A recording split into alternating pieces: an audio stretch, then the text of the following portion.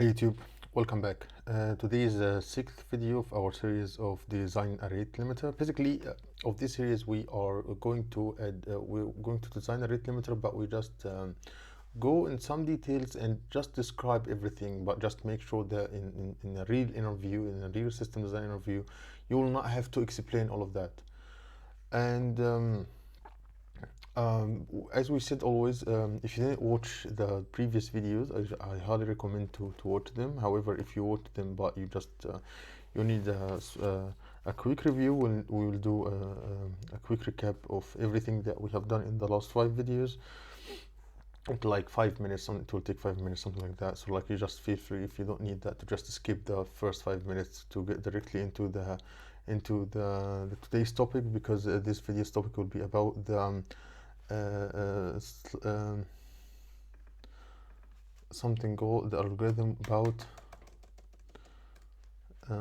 sliding window dog. So before we start talking about this, we'll make just a small review of what we have done.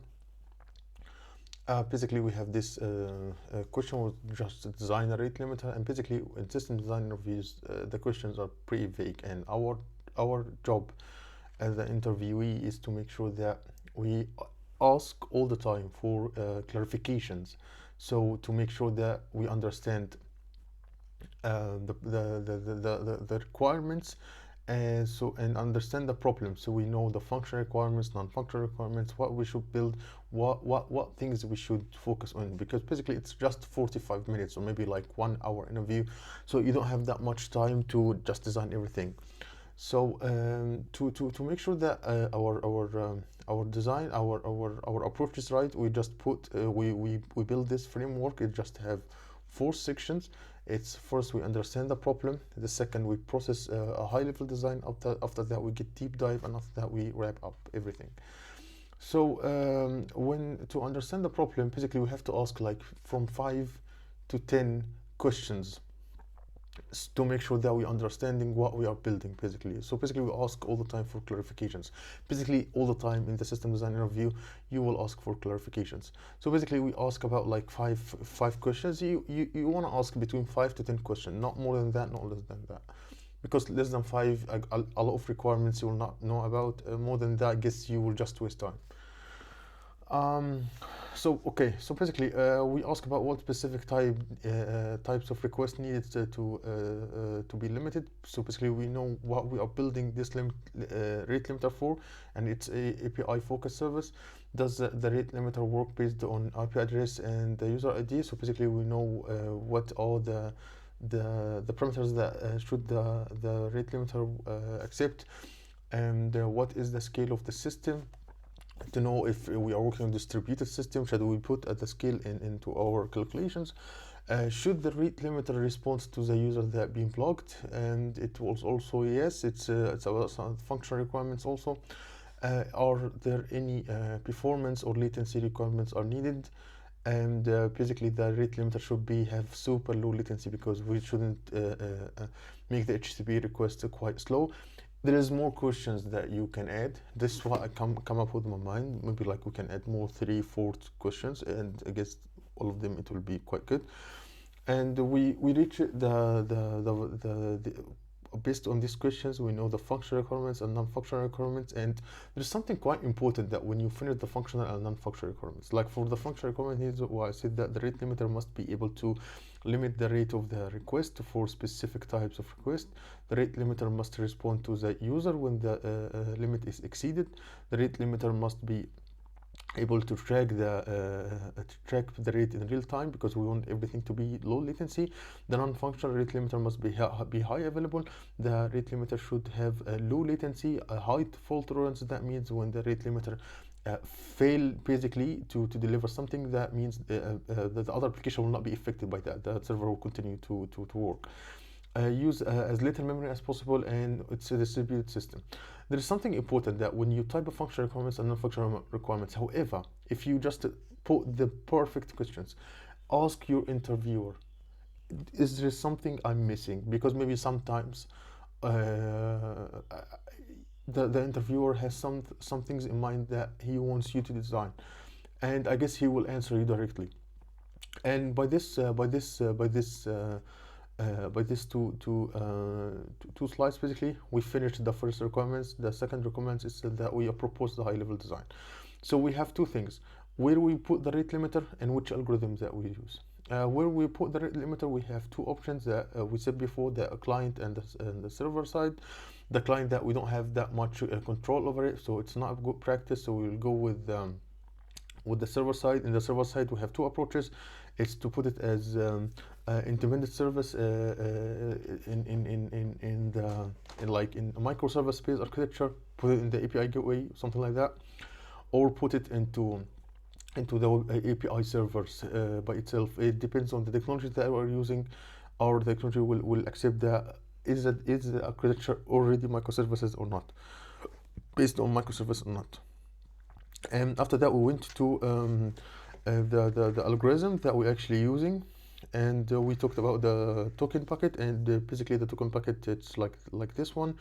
Each request requires a token to access the API servers, and this token fill up like it's in a certain amount of time.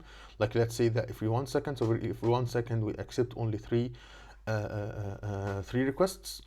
So and the pros and cons of this problem. The pros is that it's pretty easy to understand. It's memory efficient. It's also pretty easy to implement. The cons is that we have two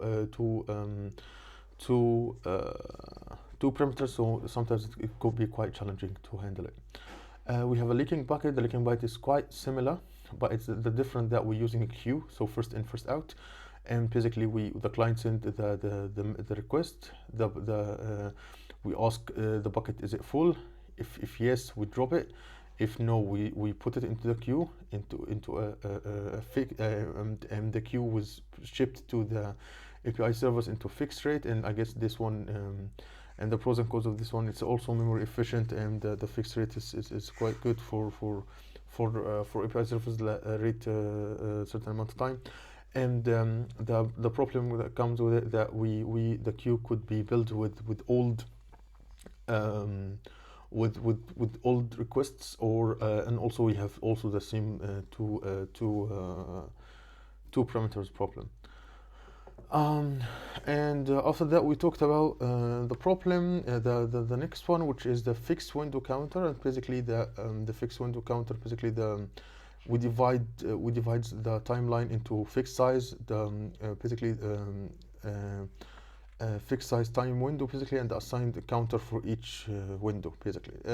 Basically, each request increment the counter by 1. As you see here, basically, for this one, we have only 3. We accept 3. So each one increment the counter by 1. Once the counter reaches the predefined value, basically, the new requests are dropped. So for this example, and the issue with this, the pros and cons of this one: it's memory efficient, easy to understand, and basically the problem, and the big problem was it's come with spikes in the edges. Basically, if we have here for this let's say that we are adding 3 requests, but it's not all the time in the same time. Basically, this first request in the first of the let's say that minute, the 4th minute, and one on the half of it, and one of the last minute, on the last second of the minutes. And we have 3 requests coming directly in the first second of the 5th minute. So basically, we end with 6 requests instead of 5 requests, instead of 3 requests. So basically, as discussing previously, we are talking about the 1 minute. We will talk about the sliding window log, basically. As we discussing actually in the previous one, it's the fixed window. Basically, the counter, basically this counter algorithms has basically big problems. Basically, it allows more requests to go through, specifically in the edges. So this one is to this specific um, this specific sliding this specific window, this specific algorithms is used to solve that. So basically, the algorithms basically keeps track of the request timestamp. Um, Basically, I'll just say how it works. After that, we just draw it so it will be way more understand. So basically, the algorithm basically keeps track of the request timestamp. Basically, the timestamp data is usually kept basically in cache, but like we can store it in Redis, something like that. Basically, and when we have a new request come in, we remove all the outage timestamp. Outdated timestamp basically are defined as those older than the start of the current time. So basically, we make sure that we're not getting this problem anymore. Basically, we add timestamp to a new request to the log if the log size is the same or lower than the allowed count. Basically, a request is accepted. Let's just draw it so it will be quite understandable. So basically, we have this one. Let's make the color it's white, and I don't want to be so thick. How I can make it not thick? It's okay, and just to give it okay. So basically, let's say that I have in the first minute I have a request. Let's say that, and okay. Okay, and let's just give this request a color, and this request will pass. Okay, because we let's see that we only requires two, or okay, we only requires two, and basically we push it to the mem cache, and let's say that we have another oh sorry, it's it's my German course. I'm learning German, by the way. Sorry, just uh-huh. How to copy that? Sometimes I really don't understand. I don't understand Miro, but they are quite good actually. They are a great company. I love their product. Okay, so Miro is the whiteboard that I'm using basically. And basically, let's say that we have a new request. Okay, these requests are coming at the first second. Let's say that we add this request coming at the first second. So just let's say 101. Okay, so can I make it bigger than that? No, and okay, so okay, but I can make this smaller. Yeah. So basically, we have one request at oh no, we have one request at 101. Okay, and we push it to the timestamp. Okay, and let's say that we have another request to one, let's say 130, or like 120, like let's say 130. No, 130. Okay, so we only accept two here. So basically we accept this one, so it will be 130. So we accept this one, and basically let's say that we have another one that coming at 150, but make sure that we only accept two requests per minute. So we have the timestamp, it should be 130. Okay, so when we have one, it's coming. Let's just I guess that we should copy this one, not this one.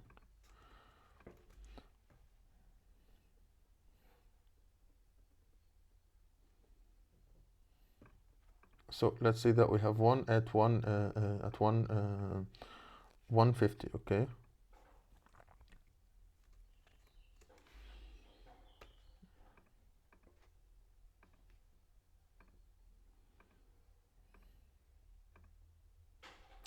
This will not be accepted because basically the timestamp has stopped as 1:30, and we only accept 2. So basically we'll not accept any other requests until the timestamp is quite over. So basically if we have a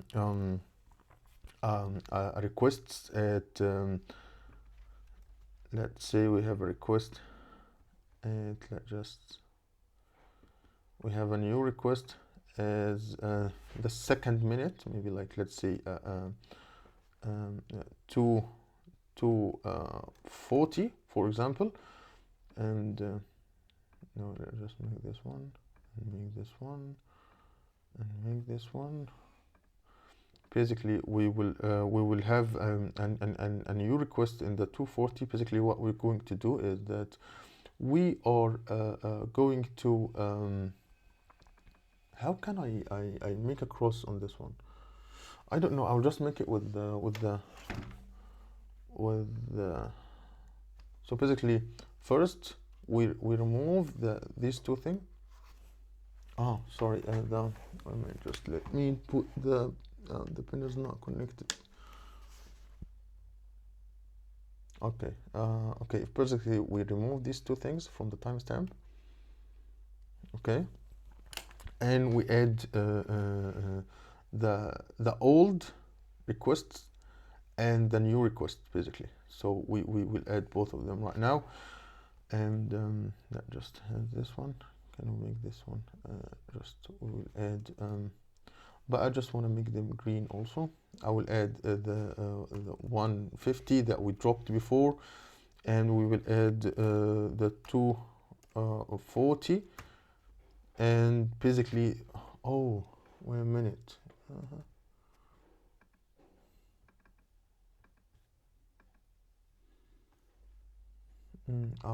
how can I